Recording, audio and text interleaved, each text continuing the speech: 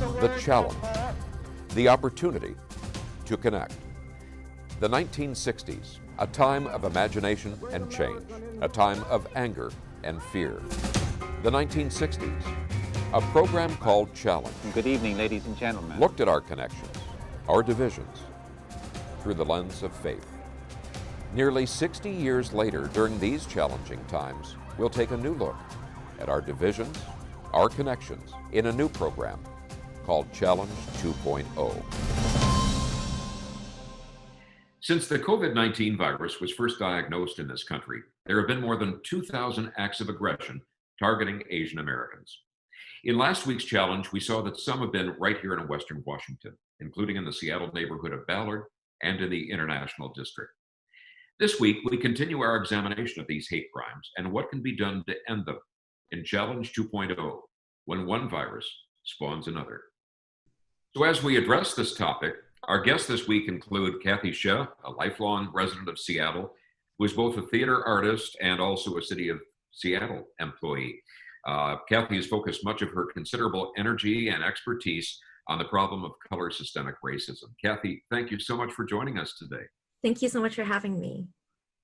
And our other guest is one certainly very familiar to me, but also familiar to anybody who's watched television news in Seattle over the past few decades. And that is the retired and Emmy Award-winning news anchor and journalist at King Television, together with me, Lori Matsukawa. And as I might add, a colleague, and I'm pleased to say also a friend of mine for these many years. Lori, thank you very much for joining us. Thanks for having me, Jeff. Well, in last week's edition of Challenge 2.0, we started off and we were going through sort of the foundation of this problem of aggression against Asian Americans. For those that maybe are just joining us this week, I'd like to reprise by asking both of you, what episodes of such aggressions have been most troubling and stick most in your mind at this time? Well, recently, Jeff, I was watching another news conference held by the president in the Rose Garden. And again, he was called out by an Asian American journalist, Weijia Jiang, for using the term Kung flu when referring to COVID-19. Mm-hmm. And this is a very upsetting, racist kind of reference to a disease that is just wreaking havoc around the world.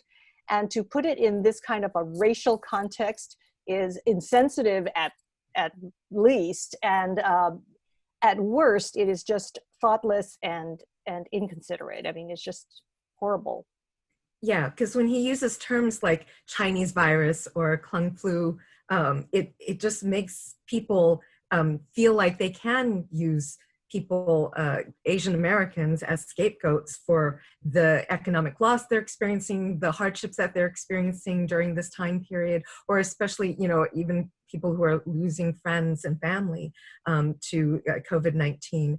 And just like so many things that we're seeing in terms of Asian families with little kids getting attacked in stores, literally with knives stabbing at them, or people walking their dogs who are Asian American getting side punched and then having their pets kicked.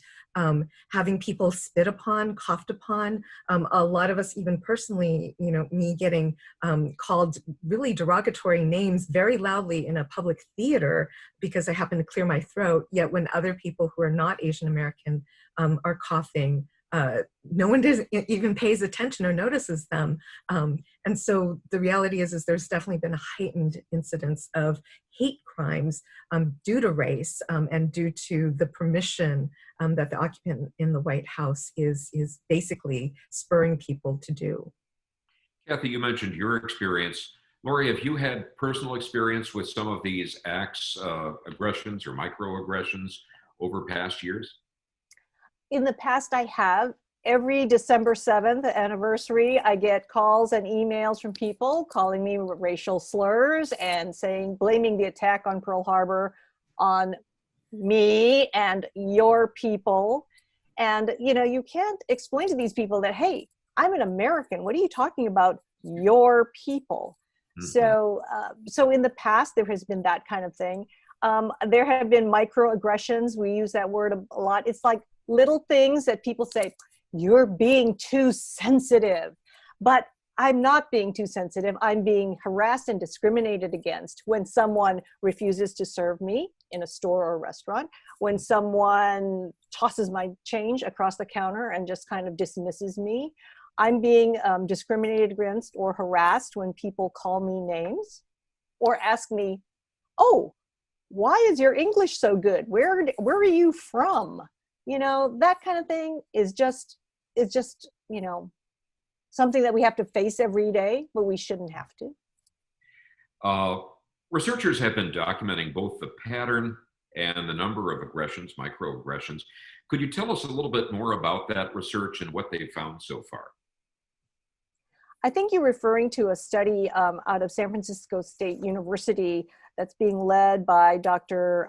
Russell Jung. It is called Stop AAPI Hate.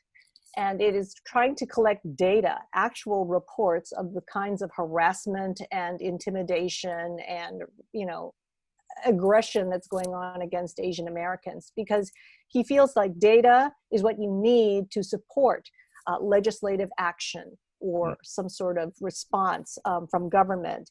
And so he has found that there are different kinds of harassment, ranging from, as Kathy mentioned, actual physical assaults, stabbings, pushing, you know, striking, and then people who are being spat upon, coughed upon on purpose, people who are shunned, treated rudely, told things like, go back to your own country, just making people feel like they're not welcome here. And so I'd recommend that anyone who's experienced something recently to go to Stop AAPI Hate and register that information.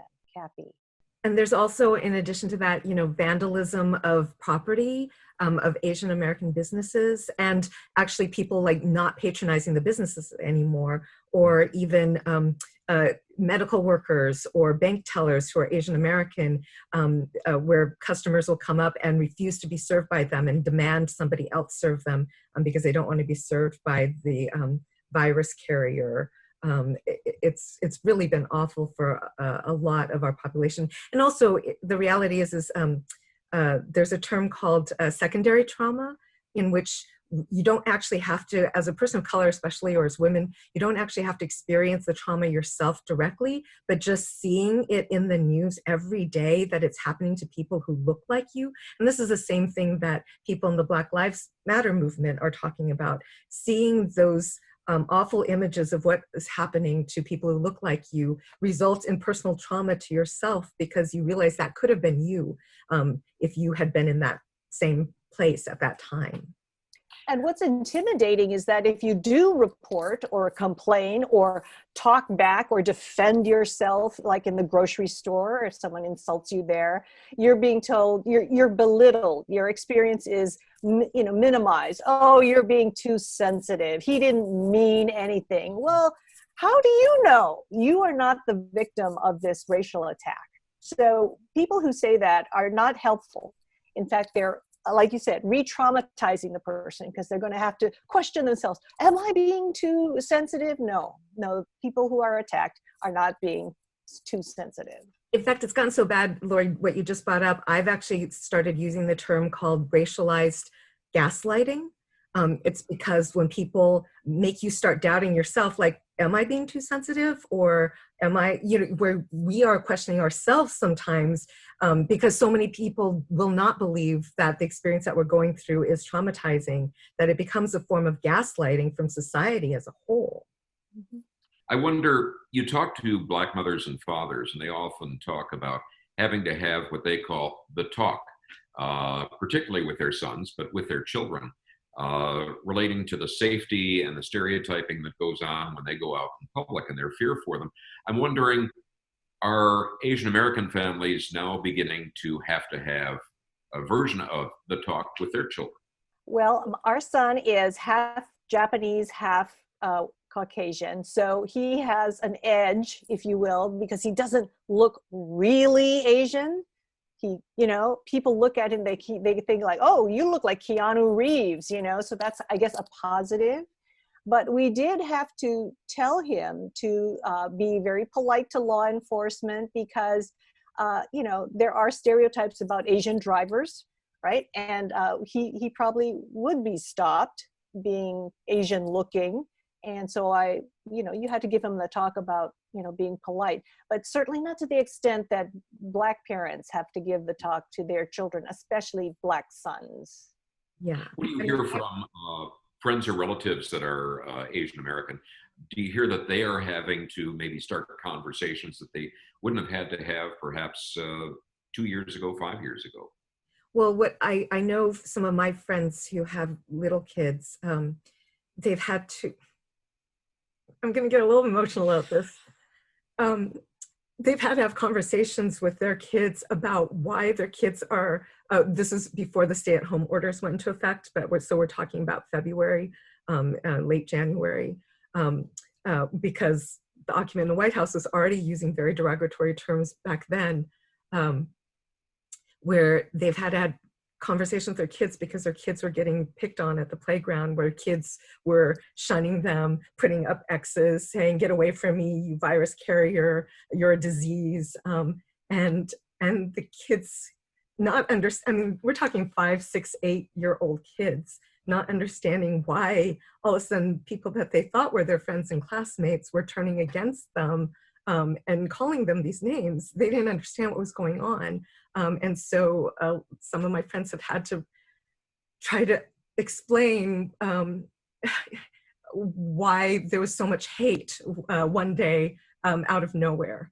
And that's a really hard conversation to all of a sudden have to have. But I do want to just mention here that I know so many of the Asian American community is experiencing so much pain right now, and rightly so. And this feels like a relatively new experience for this generation of Asian Americans. But just a reminder of just how for the Black community, this is something that they've experienced every day of their lives for hundreds of years in our country. So hopefully this is a doorway that's opening where we can all actually have more compassion for the experiences that we're all going through and how we can work in solidarity together. You know, when you talk about the Black community and their experience, this has really galvanized, I think, all of the people of color, the communities of color, and brought them together in support of Black Lives Matter like never before. Because so many people of color are experiencing in their own ways what it means to be targeted, to be thought of other, to be thought of someone who's incarcerated, someone who is normally, you know, in a subservient, you know, low wage position, someone who is less than, you know, those in power. So all of these communities of color are looking at each other and saying, this is our common experience. And so there's this huge support for Black Lives Matter now like never before, because it's their story is our story. Earlier we talked a little bit about off camera about the model minority myth, and I hope we have some time to talk about model minority and how it's used to divide communities of color. The model minority myth was actually created as a way to keep people of color from coming together. In the 1960s, after the Civil Rights Act was passed, the reality was actually, and even leading up to that, there was a lot of coming together of different communities to really demand civil rights for communities of color. And the first time that the term model minority kind of started getting used was in the 60s as a way to show that, oh, we don't have to change our laws. Because look, here are all these Japanese Americans who are excelling, they're getting into colleges, they're testing well, they're getting good jobs. So that means the laws are fine. It's just that some of you people don't work hard enough. Some of you don't study hard enough. Some of you are less than. And it was a way to actually create a wedge between some people of color, specifically Asian Americans, and other people of color, specifically Black people. And that wedge actually split apart perceptually, and with the government, the media, and there's actually a lot of documentation that shows the strategic way this was used to actually create isolation between these different groups so that they would not work together to demand equal rights as a solid in solidarity with each other. And that has perpetuated in different ways throughout the media, and even so that in a structurally racist society, it's what keeps us apart. The 1% in power can actually stay up here if they create systems that actually pit different communities against each other. And we saw that with the LA riots. We're seeing that now. We've seen that throughout our history since this model minority myth was created. But the model minority myth kind of re-emerged as an issue as late as 2012. The Pew Research Center, pretty much a respected organization, came out with a report that kind of reinforced that model minority myth, saying Asian Americans have the highest income, they're the best educated and fastest growing racial group.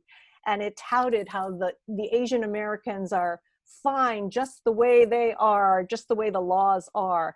And they even talked about how Asian Americans place more value than other Americans on marriage, on parenthood, on education and career success. You know, really talking up Asian Americans. But there's like two major problems with stereotyping Asian Americans as model minorities. One, we have, as a group, we have the largest gap between those who are educated and those who are not, those who have money and those who don't, those who are incarcerated, those who aren't. It's a hugely diverse subgroup. Asian Americans are all kinds of people, right? They could be Japanese Americans, Chinese Americans, and they have a different economic outlook than people who are Cambodian American or Samoan American or Hawaiian, Native Hawaiian. So to say that this is a very successful group, no, that's not true. And the second thing that it does is that it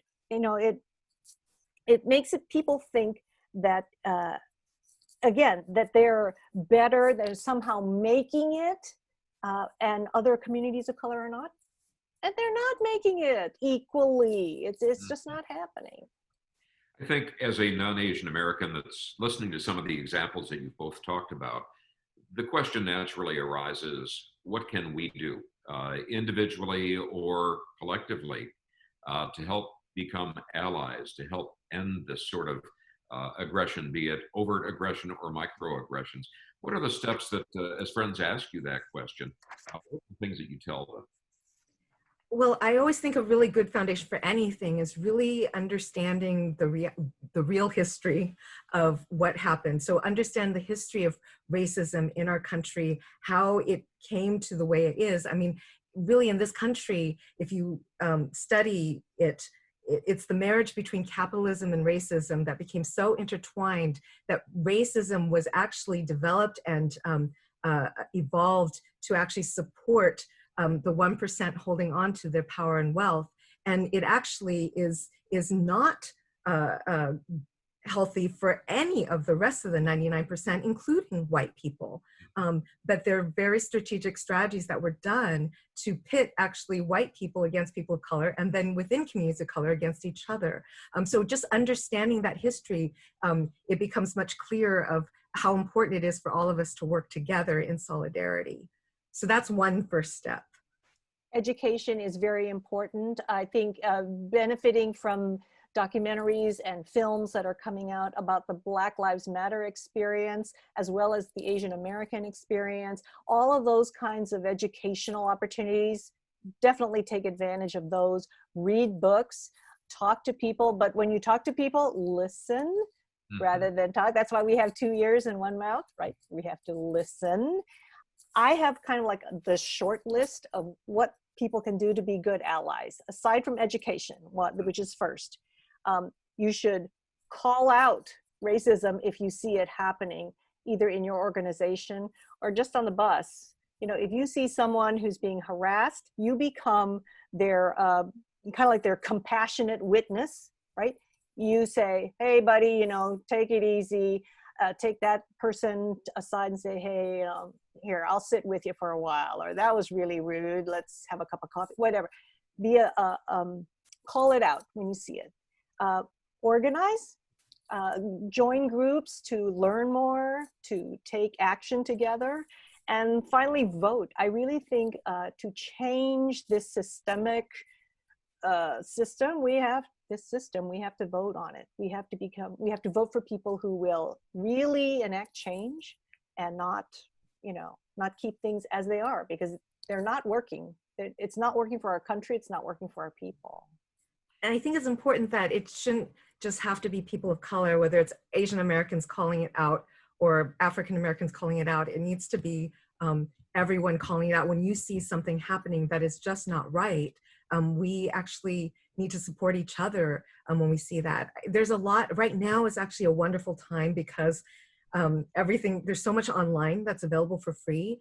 There are some really great courses, Hollaback, in association with the Asian Americans Advancing Justice organization, have put together a series that they're doing every week around bystander training, around how to do de-escalation of situations that you see happening, of how if you are being harassed yourself, how you can assess the situation, decide what would be the safest thing to do.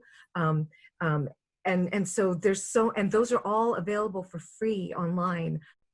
Is it possible to have, and how can you do it skillfully, to have disagreement perhaps with the government of another country and be able to discuss that in a civilized and fair fashion with people of that ethnicity, or maybe that even recently emigrated from that? Is it possible to have that? And what is the key to being able to do that? As people of color, we're not a monolith, that we're each unique individual communities. And I think, like, for instance, just right now with, there's a lot of stuff that has been building up between our country and China that is very negative.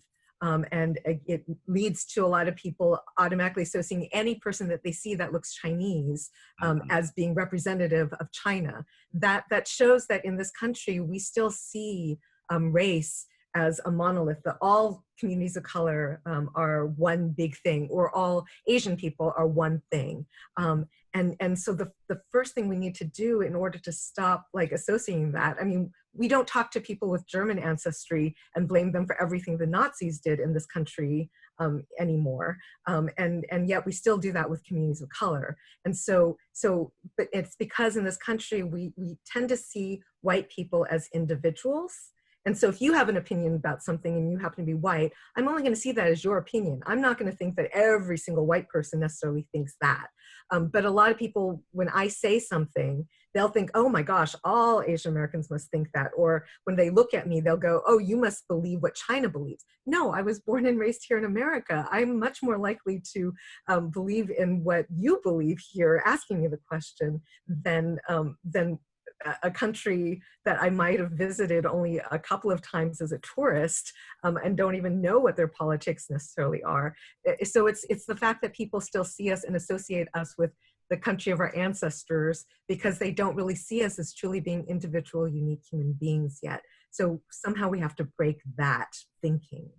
Do you see efforts, actions, programs that give you a sense of optimism that there is a way through all of this? Yeah, I was going to say I am so inspired by the youth in our country and around the world, actually, to be honest, because they are growing up with a greater diversity of friends, because of social media and online ways where it is much more of a global community. So they're able to get a much broader perspective of the world and of different people than our parents' generation or older have been able to. And so because of that, they are already so much further along in terms of this, in terms of their organizing, in terms of what they're talking about. There's so much possibility in when they are able to really get more support from us older generations. We actually, I think, need to be the ones to step back now and actually let them lead. And that's where my greatest optimism is coming from at the moment. I have to echo that too. I would encourage people to, again, get educated. A local author, Ijoma Olua, wrote a book called So You Want to Talk About Race? And I found it a really good primer on the very basic questions that a lot of people are asking. How can I be a better ally? What do I need to know? What are the things I should say and not say to a person of color? And it was a very wonderful book, and I encourage you to read that.